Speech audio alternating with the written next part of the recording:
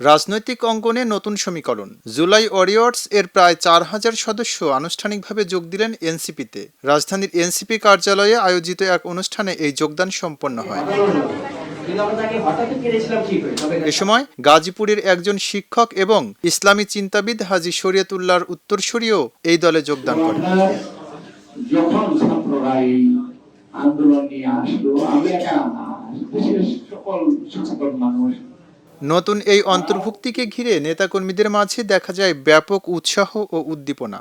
অনুষ্ঠানে উপস্থিত ছিলেন এনসিপির উত্তরাঞ্চলের মুখ্য সংগঠক সার্জিস আলম ও মুখপাত্র আসিফ মাহমুদ সজীব ভূঁইয়া। নেতারা বলছেন, এই বড় আকারের যোগদান এনসিপির সাংগঠনিক শক্তি বাড়াবে এবং আগামী দিনের রাজনৈতিক কর্মসূচিতে নতুন গতি যোগ করবে।